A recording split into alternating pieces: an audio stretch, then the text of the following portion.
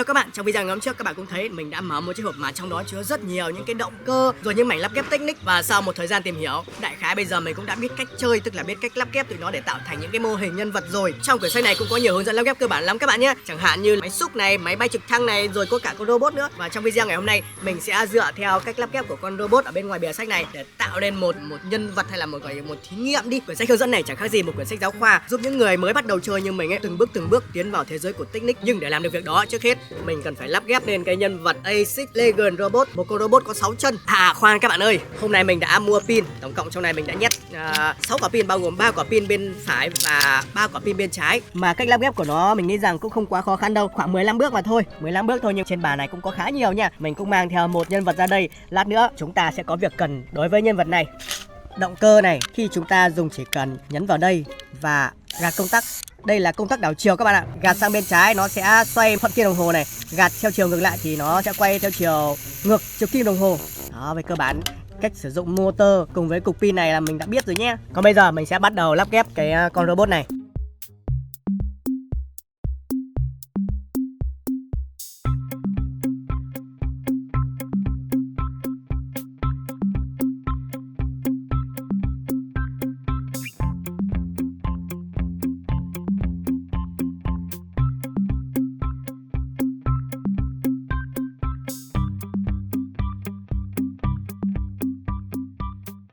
Về cơ bản cụm motor mình đã ghép xong rồi.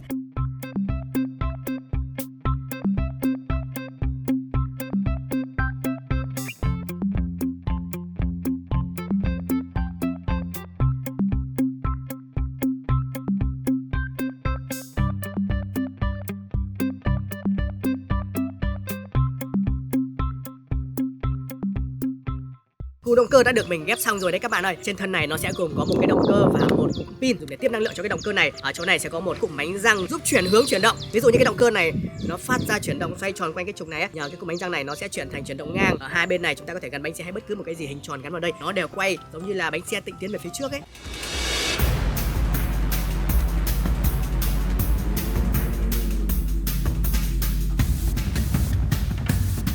Cuối cùng thì cũng đã xong. Đây là thành quả đầu tiên của mình đối với dạng Lego Technic này các bạn ạ. Trông cũng rất là hầm hố, mặc dù là chưa có mặt mũi. Lúc trước mình ghép là nó có nhân vật có đầu, tay, chân rồi thì cánh cùng các kiểu. Thế nhưng mà với cái dạng lần này mình ghép nó đơn thuần chỉ là những cái giống như là những cái mảnh ghép cơ khí lại với nhau mà thôi. Hiện tại như mình đang thấy là nó có 6 cái chân và khá giống là một chú chó. Tuy nhiên chó thì nó có 4 chân, còn cái con robot này nó có 6 chân. Thành hình cũng quan trọng, nhưng bây giờ chúng ta sẽ cùng nhau test xem là nó có di chuyển được không nha, tức là nó có bước đi được hay không ấy. Lắp xong bây giờ bật công tắc mà nó không chạy hoặc là nó công ở đâu nó bị gãy thì là buồn lắm. Mình còn chưa cả dám bật, chỉ sợ bật một cái xong là nó không chạy. Các bạn đã sẵn sàng chưa? Bây giờ mình sẽ bắt đầu bật công tắc nha. Rồi bật rồi. Thế nhưng mà hình như là nó đang đi giật lùi sao ấy. Từ từ dừng lại.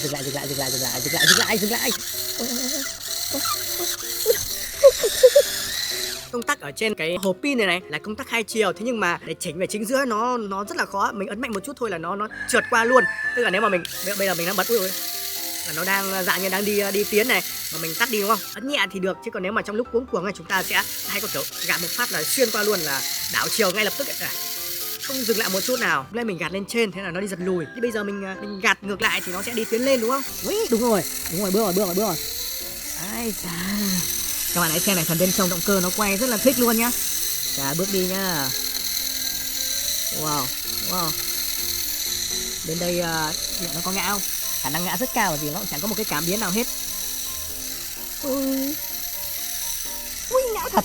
Như vậy là phiên bản đầu tiên con robot làm theo sách giáo khoa đã thành công rực rỡ. Tuy nhiên các bạn cũng biết rằng hôm đó mình mở ra trong đấy nó có rất là nhiều những cái ngoại trừ motor ấy, nó còn có những cái món đồ khác. Và sau khi tìm hiểu, mình đã biết rằng một cái cục nhỏ này nó có thể giúp mình kết nối từ động cơ, pin với điện thoại. Tức là chúng ta có thể sử dụng điện thoại như là một chiếc remote, chiếc điều khiển. Bây giờ mình sẽ lắp cái cục này lên trên và dùng app ở trên điện thoại điều khiển con chó robot đấy nhá. Mình sẽ gọi đây là con chó robot.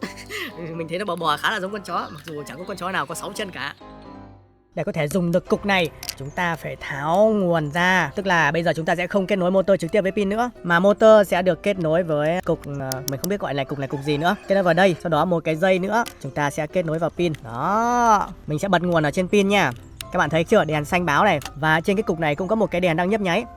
Bây giờ mình sẽ vào trong app của điện thoại, có một cái app ở đây và chúng ta đây các bạn ạ, app này và chúng ta sẽ bắt đầu điều khiển nha.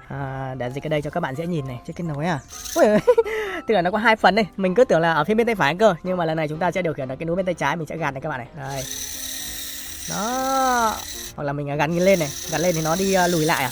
Còn mình gạt xuống thì nó đi tiến lên phía trước. Tất nhiên là mình sẽ không để cái cục này nó lủng lẳng ở đây đâu. Bây giờ mình sẽ gọi là có một chút nâng cấp nhỏ để có thể treo được cái cục này lên. Cục này gọi là cục gì nhỉ? Giống như là cái cục điều khiển ấy. Tháo hết tất cả những cái kết nối ra và bắt đầu nâng cấp.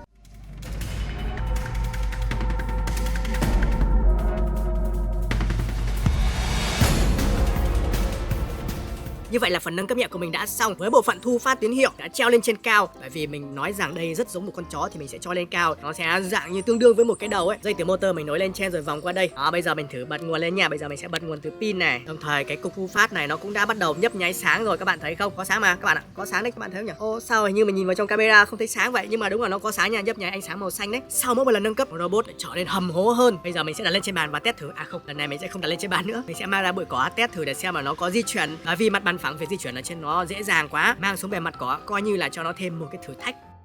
Nào chúng ta sẽ cùng nhau ra bụi cỏ test thử nhá, xem là nó có di chuyển ổn không nào.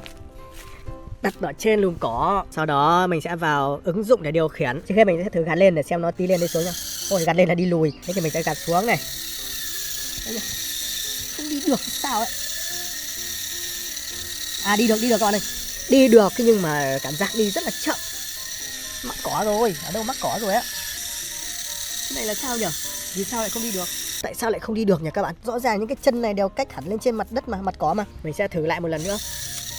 Cũng di chuyển được các bạn ạ. Tuy nhiên là nó di chuyển rất chậm, hoặc là có những lúc nó không di chuyển được bởi vì là nó mắc vào những cái cây cỏ nó cao. Chẳng hạn như là với những cái chỗ cỏ mà cao khoảng 5 cm là con robot này dạng như dậm chân tại chỗ luôn. Còn những chỗ mà cỏ thấp ấy là nó có thể bước qua một cách bình thường. Cũng coi như là mình đã hoàn thành 2 lần nâng cấp đối với con chó robot này. Nhưng mà các bạn cũng để ý rằng đầu video mình cũng có mang cái nhân vật này ra bên ngoài. Tất nhiên là mình không phải mang ra đây chỉ để trưng bày thôi đâu, mà bây giờ mình muốn trang trí lại con robot để cho nó giống như là một con quái vật hơn, quái vật thực thụ, bằng cách là mình sẽ sử dụng cái đầu của nhân vật. Mình sẽ sử dụng cái miệng này bởi vì trong những cái nhân vật mà mình ghép có lẽ nhân vật này là còn nguyên vẹn nhất, và hơn nữa phần đầu của nó trông khá là ngầu nên mình quyết định sẽ trưng dụng cái đầu này để trang trí cho con chó robot trở thành một con chó quái vật. Mà đấy mới là ý tưởng của mình thôi, bởi vì là chưa làm, bây giờ mới bắt tay vào làm đây, hy vọng là nó sẽ thành công. À không phải hy vọng nữa gì chứ, ghép những cái dạng này thì đúng là mình mới bắt đầu nó sẽ rất khó, chứ còn dạng lắp ghép này mình tin chắc chắn rằng mình sẽ làm được. Việc cần làm đầu tiên là mình sẽ phải bóc tách để lấy hàm răng, bộ phận đắt giá nhất của nhân vật. Đó, đây là hàm răng trên này, sau đó bóc thêm hàm răng bên dưới, hàm răng bên cạnh nữa, bên trái bên phải đều lấy hết ra. Ở đây mình có một cái bay sẵn nhỉ, một cái bay với 2 4 6 6 x 10 nút. Chúng ta sẽ lần lượt gắn cái miệng này lên.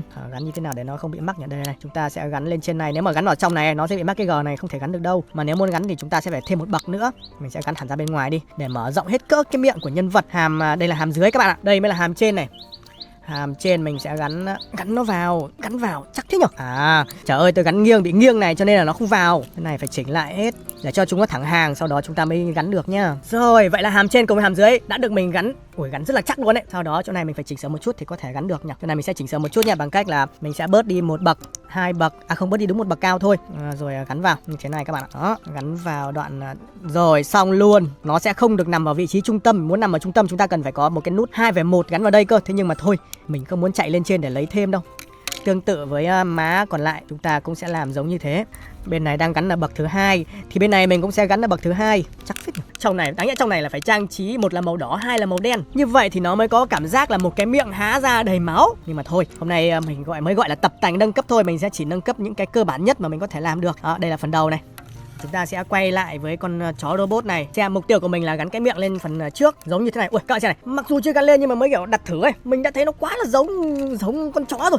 Thôi, mình sẽ phải bắt tay vào làm ngay. Dùng những cái chi tiết, mình không biết cái chi tiết này, chi tiết này là mình lấy ở bên dưới của những cái bánh xe khi mà ghép Lego nhá. Chỗ này là để gắn vào thân, trong chỗ này gắn bánh xe, nhưng bây giờ thì mình đã tháo ra và trưng dụng nó vào trong con chó robot này đấy. Gắn đều ở hai bên, được chưa? Sau đó chúng ta sẽ áp cái mặt này lên. Cái việc áp mặt bình thường chúng ta ghép thì sẽ là những cái mép bên ngoài này, thế nhưng mà lần này chúng ta sẽ phải đặt vào chính giữa, tức là những cái lỗ tròn này thì nó mới có thể chia đều sang hai bên được. Đó, bây giờ mình sẽ gắn lên nha. Ui, bấm vào cái nó tanh tách vào với nhau rồi. Các bạn xem, sau khi cái miệng được gắn lên trên thân của con chó, bây giờ nó có giống con chó quái vật không? Cầm lên còn rất là nặng luôn nha. Một phần là bởi vì trong này đang chứa 6 quả pin thì nó nặng rồi này, motor cũng nặng này. Thế nhưng mà những cái mảnh ghép Technic cùng với lại cái mảnh ghép Lego bình thường này nó cũng khiến cho con chó robot này trở nên rất là nặng đấy nhá. Mình đang thắc mắc là không biết nặng như thế này thì nó có thể di chuyển được hay không nhỉ? À không, phần nâng cấp vẫn chưa dừng lại đâu, không chỉ nâng cấp mỗi cái khuôn mặt này mà mình còn định nâng cấp cho nó thêm những cái chân nhện này nữa cơ. Mặc dù những chân nhện này, tức là với trình độ của mình bây giờ chưa thể làm những cái chân nhện này di chuyển được, thế nhưng vẫn muốn treo nó lên trên thân của con chó này cho nó gọi là gì, trở nên hầm hố với ngầu ấy. Là mình sẽ phải treo đấy nha. Tổng cộng là có 6 cái chân sẽ chia đều cho hai bên. Nhưng để có thể gắn được số chân này lên trên thân con chó, trước hết mình phải tháo hai cái trụ dài nhất này ra. Ui, sao chắc thế? Được rồi. Đây là trụ ở phía bên nào cũng được các bạn ạ. Hai bên là nó đối xứng với nhau ấy. Úi giời, ui, bên này thì lại khá là chắc, nó không ra ấy. Ui, cuối cùng cũng phải ra. Mình sẽ bắt đầu gắn chân lên nha. À không, những cái chân phía trước dễ gắn thì mình sẽ gắn vào trong. Dạng như thế này các bạn ạ. Mình sẽ làm tương tự với bên còn lại, chân phía trước và đây là chân phía sau. Về tư thế của những cái chân này chúng ta có thể chỉnh lại sau khi lắp lên thân con chó. Mình sẽ gắn hết tất cả lên nhá. Hoàn thành rồi đấy các bạn ơi. Ui, hình như trời đang mưa. Trời đang mưa thì cũng phải chờ một chút để mình làm xong con chó robot này đã chứ. Rồi thì mình gắn lên trên, gắn lên này, phía đây cũng vậy. Kéo cái chân này lên phía trước là cho nó ngầu nhá.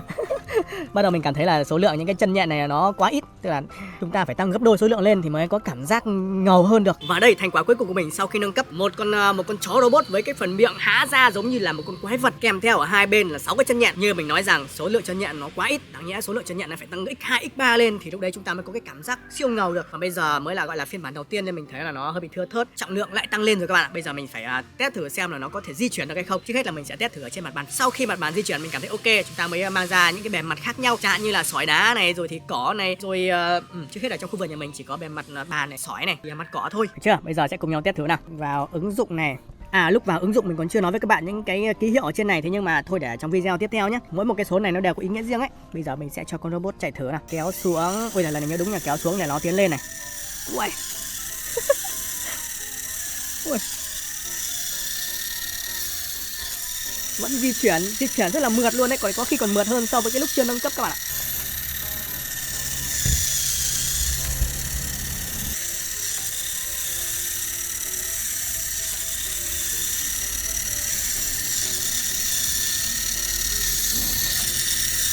Như vậy là với cái mặt bàn phẳng, con chó robot quái vật này di chuyển rất là ok. Bây giờ mình sẽ tiến hành với bề mặt thứ hai, bề mặt gồ ghề. Cho lên trên cái bề mặt đất nha, chỗ này là đất cát đấy, đất cát bình thường khi mà nhà mình trồng rau ấy. Và bắt đầu nào, tiến lên phía trước đi.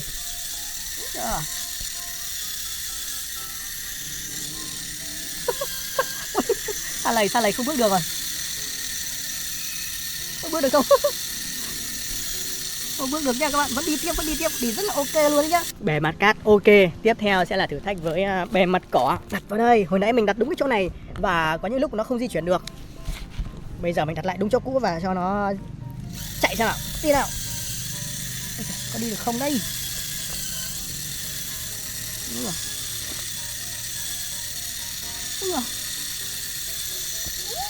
Đi được các bạn ơi. Mặc dù tốc độ hơi bị chậm một chút nhưng mà vẫn đi được. Các bạn ơi, chơi dạng lắp ghép như thế này cũng vui phết đấy. Có một cái nhân vật bình thường chúng ta lắp ghép như thế này thôi. Thế nhưng mà sau mỗi lần nâng cấp cảm giác như là nó đã trở thành một món đồ mới rồi. Với những bạn đam mê sáng tạo có lẽ bộ lắp ghép này chơi mãi không bao giờ chán.